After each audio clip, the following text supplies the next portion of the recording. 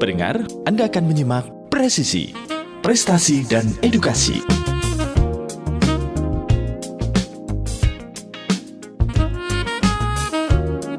Bismillahirrahmanirrahim. Assalamualaikum warahmatullahi wabarakatuh. Radio kesayangan Anda, Persada FM, Bulan Pas Kita dan Keluarga. Siarkan kebenaran, tebarkan kasih sayang. Selamat pagi saudaraku pendengar Persada FM dimanapun Anda berada. Bagaimana kabar Anda pendengar?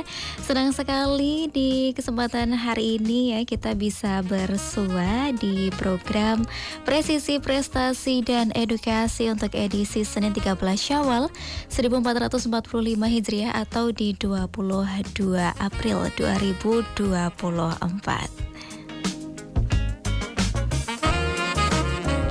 Senang sekali ya pendengar bisa hadir memberikan inspirasi untuk Anda di pagi hari ini. Dan tentunya selain Anda bisa dengarkan siaran kami ya di Radio Persada FM, Anda bisa saksikan siaran kami pendengar via live streaming YouTube dan juga Facebook di akun 102,2 Persada FM.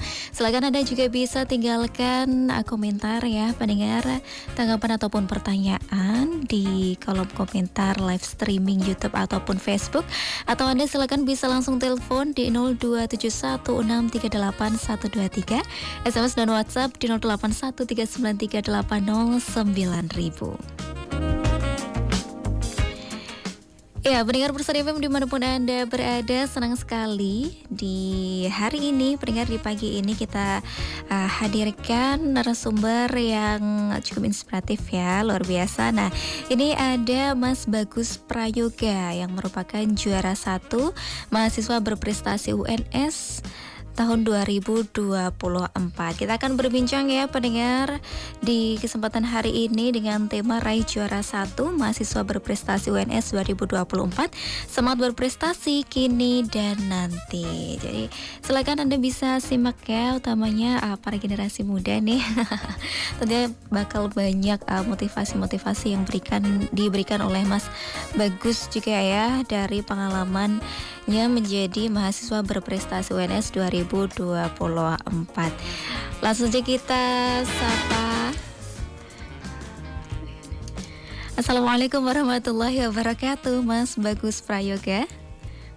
Waalaikumsalam warahmatullahi wabarakatuh. Pagi Ya. Kak. Selamat pagi ya Mas Bagus, ini posisi berada di mana ini? Lagi di kampus di UNS. Oh, lagi di UNS. Ya, baik. Kabar baik Mas Bagus? Alhamdulillah baik. Alhamdulillah baik. Nah, ini Mas Bagus, ini bisa diperkenalkan terlebih dahulu nih. Ini dari prodi apa, semester berapa, ataupun rumahnya dari mana ini? Oke, makasih. Ini panggilnya Kak Viana. Syifa atau Kak Viana? Boleh, Kak Syifa boleh, Kak Viana boleh. Oke, Viana aja ya. Iya. Oke, Kak Viana, di sini aku Bagus Prayoga, teman-teman semua perkenalkan dari Prodi Pendidikan Fisika Universitas 11 Maret Surakarta dan sekarang menginjak di semester 6. Untuk asalnya sendiri, aku kebetulan asli Boyolali di Jawa Tengah, tepatnya di Kecamatan Klegel gitu kan. Oh, di Kecamatan Klegel. Baik. Jadi lumayan deket juga ya, tetap ini Solo Raya begitu ya. Baik, dan Mas Bagus Prayoga ini kan selamat ya, ini sudah menjadi juara 1 mahasiswa berprestasi UNS 2024. Ini bagaimana perasaannya ini Mas Bagus? Oke, sebelumnya makasih banyak Kak. Ya cukup ini ya sebenarnya awal diumumkan agak terkejut gitu ya, karena tidak berekspektasi untuk dapat juara 1. Alhamdulillah rezekinya dapat juara 1 dan ya diamanahi untuk mewakili UNS di tingkat wilayah dan semoga diberi kelancaran hingga ke nasional. Cukup syukur karena waktu awalnya juga sempat cukup ragu untuk ikut ke pemilihan mahasiswa berprestasi gitu. Baik, jadi awalnya sempat merasa belum pede begitu ya Mas Bagus ya, tapi akhirnya terpilih begitu menjadi juara 1. Nah, ini bisa disampaikan ini kalau untuk judul yang diangkat ini apa ini? Baik, untuk di pemilihan mahasiswa berprestasi ini saya membuat gagasannya itu terkait dengan mungkin kakak-kakak dan teman-teman sekalian bisa pernah mendengar panel surya atau fotovoltaik gitu. Nah, saya menginovasikan dengan mengubahnya menggunakan termoelektrik generator untuk mengkonversi panas matahari menjadi energi listrik berbasis perbedaan suhu gitu. Jadi untuk sebagai pengganti panel surya seperti itu. Jadi sebagai pengganti panel surya, nah tadi ini menggunakan apa ini tadi, Mas Bagus? Termoelektrik generator. Termoelektrik generator. Nah, ini kenapa ini Mas Bagus kemudian mengangkat judul ini? Ya, baik. Itu berangkat dari permasalahan. Kita tahu bahwa Indonesia itu kan salah satu negara tropis yang disinari matahari secara tahunan. Jadi dari bulan Januari sampai bulan Desember pun itu tetap ada sinar matahari yang menyinari di Indonesia. Jadi potensi matahari ini cukup besar. Lalu terkait mengapa ini berfungsi untuk mengubah panel surya, kita tahu bahwasanya panel surya itu kan bekerja dengan sensor cahaya. Jadi kalau malam atau saat mendung tidak ada cahaya matahari, itu tidak ada proses konversi energi. Dan sini saya menggunakan termoelektrik generator. Kenapa? Karena ini basisnya perbedaan suhu. Jadi suhu panasnya dari panas matahari, lalu suhu dinginnya itu saya letakkan di dalam bangunan seperti itu. Jadi nanti ketika meskipun mendung ataupun panasnya tidak begitu panas, selagi terjadi perbedaan suhu, itu akan tetap terjadi konversi energi listrik. Jadi harapannya ini menjadi suatu langkah yang solutif dan alternatif untuk digunakan pengganti panel surya dan fungsi untuk memenuhi kebutuhan listrik skala nasional seperti itu. Baik. Jadi harapannya dengan ini ya, tidak menggunakan panel surya dan alternatif dari Mas Bagus ini tadi, ini dengan perbedaan suhu ini bisa terus menghasilkan listrik begitu ya, di kondisi baik yang mendung, panas seperti itu. Benar sekali. Baik, dan kemudian kalau untuk menjadi mahasiswa berprestasi ini, nah ini prestasi-prestasi apa saja sih yang sudah diraih oleh Mas Bagus? Oke, jadi ini ya yang menyebabkan saya sedikit ragu waktu awal mendaftar mahasiswa prestasi, karena basis saya itu kan memang fokusnya ke perlombaan saja gitu. Sedangkan mahasiswa prestasi itu yang dicari tidak cuma juara lomba, tapi ada banyak sekali aspek gitu. Kita disuruh mengirimkan 10 portofolio prestasi, tapi itu tidak hanya juara lomba, tapi ada kewirausahaan, karir organisasi, hasil karya, ada pengabdian juga, lalu ada juga berbagai aspek lainnya. Dan waktu itu, waktu awal tahun 2024, saya merasa sepertinya saya kurang berkompeten di berbagai bidang lainnya gitu, selain di perlombaan gitu. Nah, tapi qadarullah, atas izin Allah, di akhir bulan Februari, tepat beberapa minggu sebelum perlombaan pemilihan mahasiswa prestasi, dua publikasi saya berhasil dipublish, satu buku ber-ISBN dan juga satu jurnal Sinta 3. Jadi itu menjadi modal saya untuk dapat meraih untuk bisa lebih yakin di pemilihan mahasiswa prestasi ini. Dan juga tidak hanya adanya prestasi yang dinilai, juga kemampuan berbahasa Inggris. Dan waktu itu saya juga sadar bahwasanya bahasa Inggris saya kurang. Oleh karena itu di awal tahun sampai sebelum pemilihan mahasiswa prestasi, saya fokuskan untuk melatih bahasa Inggris saya dengan mengikuti berbagai les seperti itu, dan alhamdulillah cukup berguna ketika pemilihan mahasiswa berprestasi ini. Dan untuk kejuaraannya, alhamdulillah waktu itu saya membawa, kalau background dari prestasi saya itu, saya sudah mendapatkan lebih dari 20 kejuaraan, baik di nasional maupun internasional. Tapi kan yang dapat dibawa di mahasiswa berprestasi ini hanya 4 saja. Jadi waktu itu saya membawa 2 kejuaraan nasional dan 2 kejuaraan internasional seperti itu, Kak.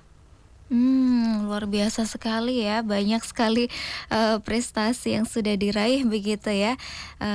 Ada 20 kejuaraan, karena tadi disampaikan bahwasanya memang Mas Bagus ini suka ikut lomba begitu ya sejak awal ya, tapi karena memang, ada 10 kategori yang harus dipenuhi untuk menjadi mahasiswa berprestasi ini, ya mau nggak mau semuanya juga harus terpenuhi begitu ya. Nah, seperti tadi berbahasa Inggris yang kemudian harus les juga ya. Nah, kemudian, harus, apa namanya, punya wirausaha juga, organisasi, kemudian punya pengabdian juga.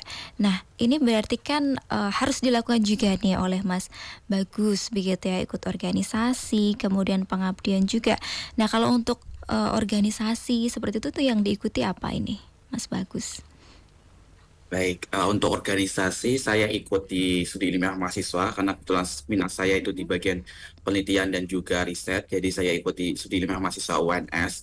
Alhamdulillah di tahun ini dipercaya menjadi ketua umum di studi ilmiah mahasiswa. Um, dan juga saya juga tergabung di himpunan mahasiswa pendidikan fisika di prodi saya seperti itu Kak. Wow, jadi ketua umum juga ya di seminar mahasiswa begitu ya. Berarti ini tentunya Masuk kan di ilmiah banyak mahasiswa.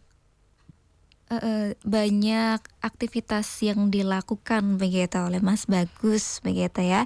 Selain untuk ikut kompetisi-kompetisi seperti itu. Kemudian ini cara membagi waktunya ini gimana ini Mas Bagus agar semuanya tetap bisa berjalan dengan seimbang, dengan baik begitu? Oke, ya ini cukup ini ya pertanyaan yang sering saya dapatkan Mhm. dengan berbagai kegiatan pengabdian lalu organisasi perlombaan dan sebagainya.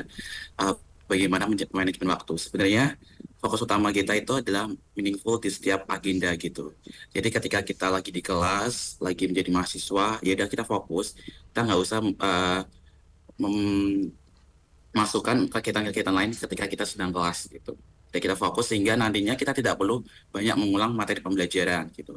Nah, ketika kita organisasi ya udah kita fokus ke organisasi biar apa? Biar nanti tidak ada terjadi kendala-kendala yang nantinya malah mengganggu kegiatan belajar kita. Jadi hal yang perlu kita lakukan adalah tidak mencampur adukan di setiap kegiatan gitu. Kita coba meaningful setiap kegiatan yang kita jalani dan insya Allah kita punya waktu 24 jam ya memang memang 24 jam semua orang punya waktu 24 jam. Tapi kenapa ada orang yang bisa melakukan banyak kegiatan dan yang Mhm. tidak? Itu salah satu halnya itu kita tidak mencoba untuk meaningful setiap kegiatan yang kita lakukan dan itu harus dilakukan gitu. Dan memang benar kata kakak dengan berbagai banyak kegiatan yang saya lakukan tentu harus ada time manajemennya cukup baik sehingga berpengaruhnya juga ke jam tidur kan. Jadi mungkin kalau teman-teman tahu dari bahwasanya saya tidur itu tidak jarang banget di atas 7 jam gitu, biasanya Mhm. 5, 3, 4, 2 jam gitu. Tapi ya bagaimanapun ketika kita sudah memutuskan suatu uh, keputusan bahwasanya kita ingin mengikuti berbagai banyak kegiatan yang mau tidak mau ada hal yang perlu kita korbankan seperti itu, Mhm. termasuk di Betul. jam tidur. Ya, jadi ini ya, tips trik yang digunakan Mas Bagus ini yang paling, efektif itu adalah meaningful ya di setiap kegiatan. Meaningful begitu ya. Nah, jadi kita fokus di kegiatan yang kita lakukan saat itu. Kalau saatnya kuliah ya kuliah, saatnya berorganisasi ya berorganisasi. Kemudian ketika ada waktu luang ya untuk apa namanya ikut lomba juga dipersiapkan sebaik mungkin begitu ya, tidak mencampur adukan. Berarti ini juga eh, sudah terlatih sejak kapan ini Mas Bagus begitu ya untuk benar-benar fokus di setiap agenda, di setiap kegiatan seperti itu? Oke, ini dimulai waktu saya SMA Kak. Jadi waktu saya SMA, ya namanya juga anak muda waktu itu ya Mhm. sedang mencari jati diri. Saya itu ikut banyak banget organisasi dan waktu itu sampai 5 organisasi. Mhm. Dan waktu itu saya karena prinsip saya adalah ketika saya sudah memutuskan untuk ikut organisasi, saya tidak mau setengah-setengah. Jadi mau nggak mau saya harus aktif di kelima organisasi tersebut. Jadi cara yang saya lakukan yaitu harus bisa meaningful setiap kegiatan biar nantinya saya tidak mengulang-ulang lagi kegiatan yang sama, mengulang-ulang lagi, tanya lagi yang nantinya justru malah membebani saya di kegiatan-kegiatan lainnya gitu. Jadi ini waktu berawalnya waktu saya di bangku SMA seperti itu. Luar biasa sekali ya. Sejak SMA sudah mulai dibiasakan begitu ya untuk fokus ke hal yang sedang dilakukan begitu.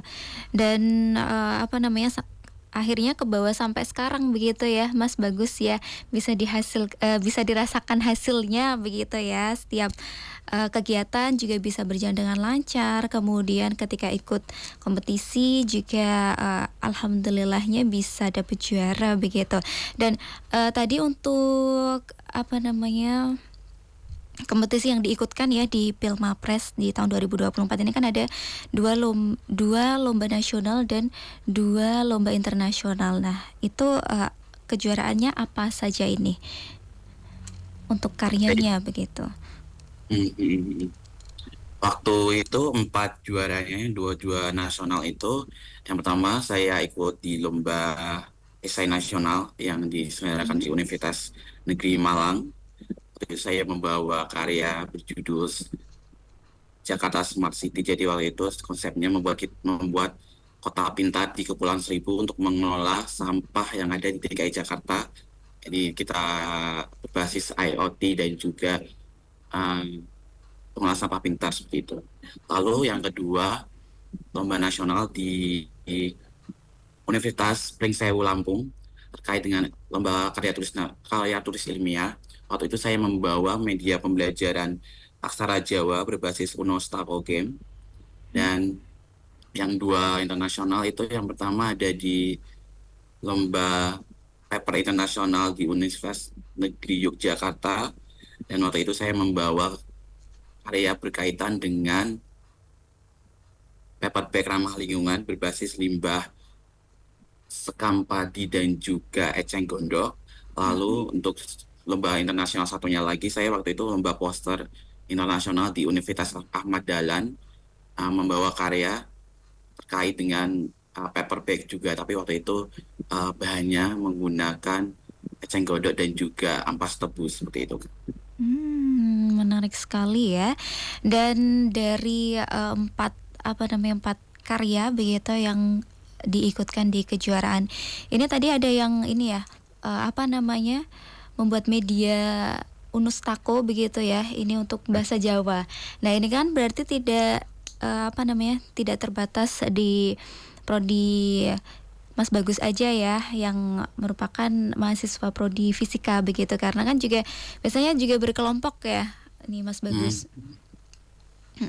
Baik, dan kemudian setelah ini kan juga akan maju ke ini ya, ke nasional begitu ya.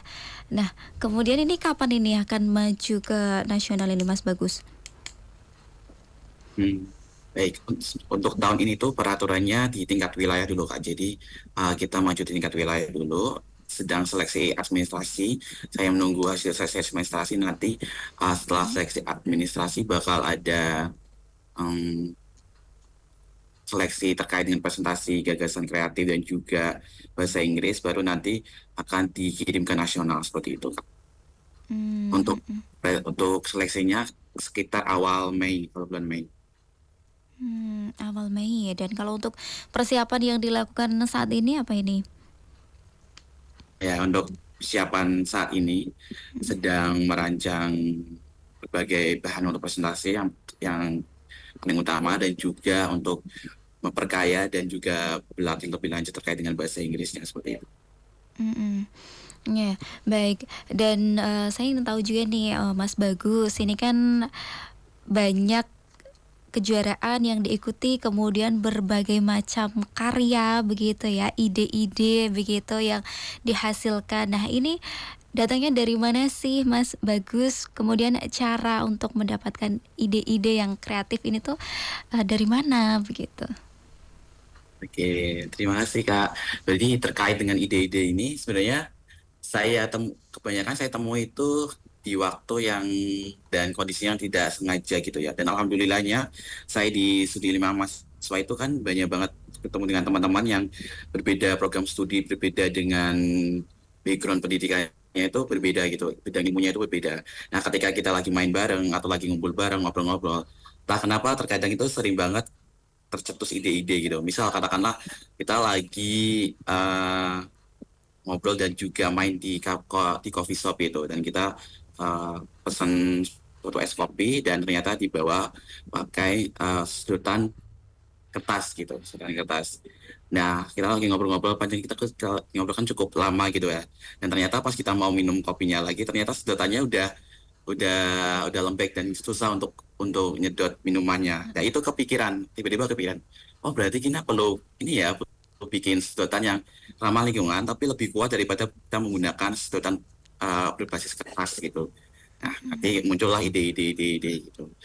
Sama halnya seperti ketika saya lagi jalan nih, jalan pakai motor, ada ya ketika kita lagi menggunakan motor itu kan, walaupun kita sedang hati-hati, terkadang kendaraan lain itu kayak ngerem mendadak atau dan sebagainya gitu, dan membuat kita kayak hampir nabrak gitu, bahkan ya sempat juga sampai nabrak gitu. Dan waktu itu kemuncul ide, oh gimana caranya biar kita membuat suatu sistem yang bisa mendeteksi jarak sebelum kita benar-benar dekat dengan kendaraan yang di depan kita. Waktu itu kita bisa menggunakan sensor jarak biar bisa mendeteksi, oh ketika jarak ini ketika ada di jarak sekian nanti ada alarm dan sebagainya yang membuat kita, oh yaudah kita di jarak seperkian senti berarti harus rem gitu. Itu salah satu contohnya. Jadi ide-ide itu muncul di sekitar kehidupan kita sehari-hari, di sekitar kehidupan kita yang kita alami sehari-hari, dan biasanya muncul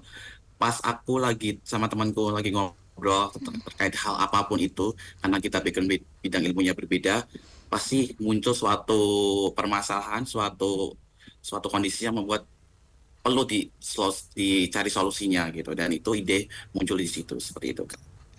Jadi dari setiap hal sebenarnya bisa muncul ide begitu ya, dari bagaimana kita berpikir kritis, kemudian muncullah ide-ide tersebut begitu. Kemudian juga faktor lain juga karena pertemanan ya, ini Mas Bagus. Nah, kemudian seberapa penting sih ini menurut Mas Bagus untuk menentukan lingkup pertemanan begitu, terkait untuk membangun kebiasaan ya, maksudnya bisa rajin ikut lomba, kemudian juga dapat ide-ide, inspirasi seperti itu. Oke, baik. Ini pertanyaannya cukup sering juga ditanya ke saya terkait bagaimana kita menentukan lingkup pertemanan yang perlu kita berikan gitu. Ya, dalam kepercayaan agama saya juga diketahui bahwasanya teman itu sangat berpengaruh ya, memberikan impact yang cukup besar terhadap kehidupan kita. Dan dalam berbagai penelitian juga disebutkan bahwasanya tubuh atau diri kita itu secara tidak sadar bakal menyesuaikan lingkup pertemanan sesuai dengan value yang ada pada diri kita. Ketika kita mencoba membangun value diri kita bahwasanya, oh aku suka dengan kondisi di mana aku berprestasi, di mana aku sering lomba gitu. Secara tidak sadar tubuh akan membawa kita untuk menuju ke lingkungan-lingkungan yang memang orang-orangnya sangat ambis dalam perlombaan, sangat suka dalam penelitian dan sebagainya gitu. Jadi yang perlu kita lakukan adalah coba gitu gali potensi yang ada di diri kita, yang ada pada diri kita. Misal kita sukanya di bagian keolahragaan, itu pasti secara tidak sadar tubuh kita akan mengarahkan diri kita ke bagian keolahragaan gitu. Nah, itu yang perlu kita sadari gitu. Jadi kita harus sadari bahwasanya apa yang kita suka dan apa yang kita tekuni itu adalah dalam hal positif, dan insya Allah ketika hal itu sudah terbentuk pasti kita akan menuju ke pertemanan dan juga perkumpulan juga positif juga gitu. Dan ini sangat penting ketika kita mencoba berteman atau melakukan hubungan dengan lingkungan yang cukup positif, itu akan membawa dampak yang cukup berarti terhadap kehidupan kita.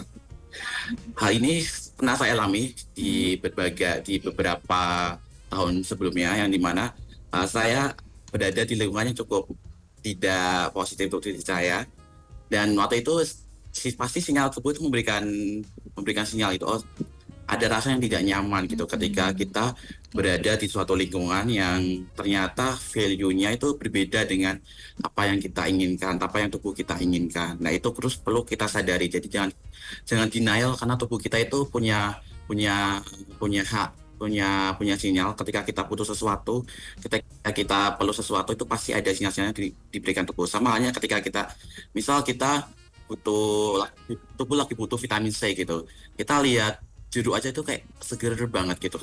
Ketika lihat nanas itu rasanya pengen banget. Itu kemungkinan sinyal dari tubuh kita memang perlu vitamin C. Sama halnya dengan pertemanan gitu. Ketika kita lagi misal ngerasa jauh banget dengan keinginan kita berprestasi, kita pengen banget ikut berbagai perlombaan, pasti tubuh itu membawa kita ke lingkungan yang memang mengarahkan kita ke arah tersebut gitu. Dan ini cukup berdampak, ya buktinya dengan saya mengikuti berbagai pertemanan yang mengarahkan saya ke perlombaan, jadi saya juga cukup aktif di perlombaan seperti itu kan. Baik, jadi yang penting ini kita perlu sadari dulu ya apa yang kita suka dan apa yang kita minati. Nanti secara tidak langsung kita juga akan bertemu dengan orang-orang yang value-nya sama seperti apa yang kita harapkan, yang kita inginkan, seperti itu ya dari pengalaman Mas Bagus ya. Baik, Mas Bagus, nanti kita sambung lagi perbincangan kita di segmen berikutnya dan kita jeda terlebih dahulu.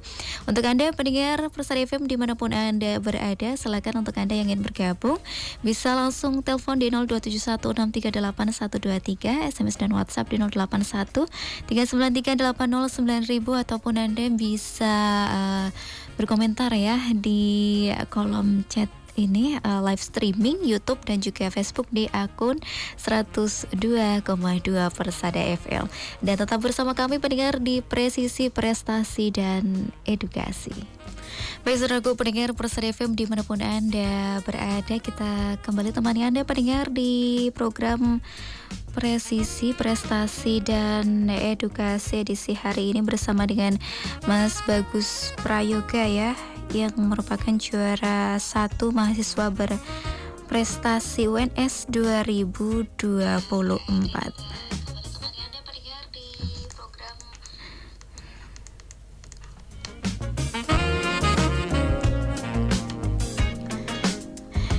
Ya, kita akan berbincang kembali dengan Mas Bagus begitu. Nah, ini Mas Bagus tadi kan sudah disampaikan begitu ya, memang bahwasanya sejak awal itu emang suka ikut banyak lomba begitu hingga berapa 20 kejuaraan yang pernah diikuti. Nah, ini berarti sudah dari awal kuliah ini memang sudah di planning begitu ya, nanti rencana mau ikut Filmapres gitu. Ya benar banget Kak, jadi dari awal emang waktu itu ada PKKMB juga ada pembicara dari Mawapres. Dari situ juga udah tertarik, berarti harus bisa nih sama seperti kakaknya bisa juara Mawapres. Jadi kita harus planning dari awal biar gimana caranya itu bisa terwujud gitu. Baik, dan ketika melalui proses itu ya Mas Bagus, ikut 20 kejuaraan begitu, nah itu adakah yang pernah gagal seperti itu?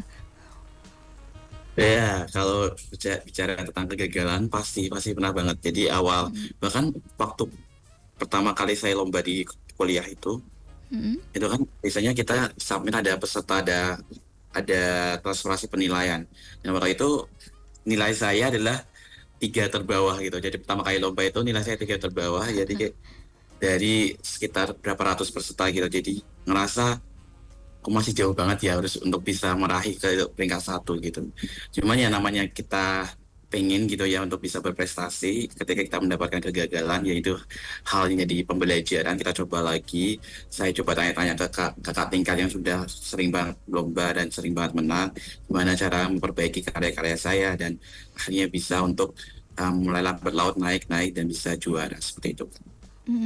Tapi ini pernah berapa kali gagal ini Mas Bagus ya untuk sampai sekarang mencapai hasil bisa jadi juara 1 mahasiswa berprestasi UNS? Ya, waduh, kalau dihitung berapa kali gagalnya kayaknya udah banyak banget ya. Bahkan kayaknya lebih banyak gagalnya daripada 20 prestasi yang saya buat gitu. Jadi kalau lomba yang aku ikutin biasanya kan karya tulis ilmiah, esai, dan juga poster ilmiah itu kan ada seleksi pertama itu seleksi karya, lalu nanti masuk final dan seleksi secara presentasi seperti itu Kak. Jadi biasanya yang susah itu untuk masuk ke finalnya gitu. Alhamdulillah ketika saya masuk final tuh hampir semuanya itu bisa menang. Cuman yang sering gagalnya itu di seleksi karyanya. Jadi kalau seleksi karya itu mungkin puluhan juga ya saya juga gagal di seleksi karya seperti itu Kak. Mm-mm. Baik, yang artinya memang ini bagian dari proses begitu ya, Mas Bagus ya, untuk jadi yang sekarang apa namanya untuk jadi mahasiswa berprestasi itu perlu melalui banyak proses, melalui banyak kegagalan begitu, dan tentunya ini jadi salah satu motivasi juga nih mungkin kepada para mahasiswa juga ini yang masih baru-baru begitu ya. Ini tidak mengapa ya untuk mengalami kegagalan, justru dari situ juga jadi ini ya batu loncatan juga untuk makin semangat begitu. Jadi kita tahu apa yang perlu diperbaiki, jadi semakin lebih baik begitu ya Mas Bagus ya. Benar-benar. Baik, dan Mas Bagus ini kan dari prodi pendidikan fisika ya tadi ya disampaikan. Nah ini kan nanti kedepannya jadi guru nih. Nah ini kan calon guru. Nah ini nanti setelah ini kedepannya apa ini yang mau dikontribusikan untuk dunia pendidikan? Ya, untuk bagaimana kontribusi saya di dunia pendidikan ya sebagai mahasiswa pendidikan fisika tentunya ya ketika kita uh, melihat ya atau mendengar kata fisika gitu teman-teman dan juga aku pun waktu sekolah di SMP SMA gitu banyak banget teman-temanku yang tidak suka dengan fisika karena dianggapnya sulit dan sebagainya gitu. Dan harapannya saya bisa berkontribusi dalam hal ini, di mana ketika nanti saya diamanahkan menjadi guru fisika, dapat mengubah stigma bahwasanya fisika tidak sesulit itu. Karena sebenarnya fisik itu kan artinya alam gitu ya. Jadi semua tentang fisika itu ada di sekitar kita. Kita bisa mempelajari fisika dari fenomena yang ada dan kita temui di kehidupan sehari-hari. Jadi semoga nantinya ketika saya berhasil atau diamanai menjadi guru fisika dapat berkontribusi dalam hal menciptakan berbagai media pembelajaran dan gaya pembelajaran yang nantinya dapat berimpact kepada stigma yang bilang kalau bahasanya fisika itu sulit menjadi fisika itu menyenangkan seperti itu kan. Mm-mm. Jadi tentunya nanti tetap ini ya Mas Bagus ya jadi guru yang kreatif dan inovatif begitu ya, bisa menyajikan fisika itu menjadi suatu pelajaran yang menyenangkan ya, dan kemudian bisa dipahami, diterima dengan mudah begitu harapannya ya. Di kemudian hari semoga nanti ini bisa terlaksana begitu. Baik. Dan di akhir perjumpaan ini Mas Bagus, ini apa ini yang disampaikan untuk generasi muda ya, tentunya untuk bisa memanfaatkan waktu dengan berkegiatan yang positif begitu dan juga berprestasi nih. Silakan. Baik. Jadi ada satu moto yang aku pegang dan itu juga saya bawa di pemilihan mahasiswa berprestasi ini, yaitu embrace the journey, cherish the moment, let's find the best version of ourselves. Jadi rangkulah setiap perjalanan kita, itu hargai setiap momen yang ada pada diri kita, setiap proses dalam hidup kita, dan itu yang nantinya bakal membuat atau membentuk diri kita menjadi versi terbaik dari diri kita sendiri gitu. Jadi ketika kita sudah mencapai posisi di mana versi terbaik pada diri kita, pasti hal-hal positif akan datang pada diri kita. Kamu mau berprestasi, itu akan dapat terlaksana dengan sendirinya. Kamu mau menghasilkan berbagai karya, itu akan dapat teraih dengan menjadi versi terbaik pada diri kita masing-masing gitu. Tidak harus sama seperti saya ya berprestasi dalam hal KTI. Mungkin teman-teman suka dalam hal seni, suka dalam hal keolahragaan, bisa banget untuk fokus di dalam hal tersebut, hargai setiap momennya, jalani dengan senang, dan nantinya akan memberikan dampak positif menjadi versi terbaik pada diri teman-teman masing-masing seperti itu Kak. Baik, terima kasih Mas Bagus begitu ya atas motivasinya, inspirasinya juga ya sudah mau berbagi nih kepada pendengar setiap Persada FM. Dan tentunya semoga nanti bisa lancar ya maju ke nasional ya Mas Bagus ya. Semoga diberikan kemudahan oleh Allah Subhanahu wa taala. Dan tentunya semoga tetap semangat nih untuk Mas Bagus. Baik, terima kasih Mas Bagus. Semoga sehat selalu. Wassalamualaikum warahmatullahi wabarakatuh.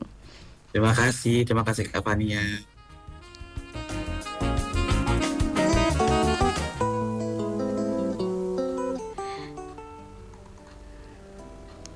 Baik saudaraku pendengar Persada FM dimanapun Anda berada, sampai di sini pendengar perjumpaan kita di program Presisi, Prestasi dan Edukasi bersama dengan Mas Bagus Prayoga yang merupakan juara 1 mahasiswa berprestasi UNS tahun 2024.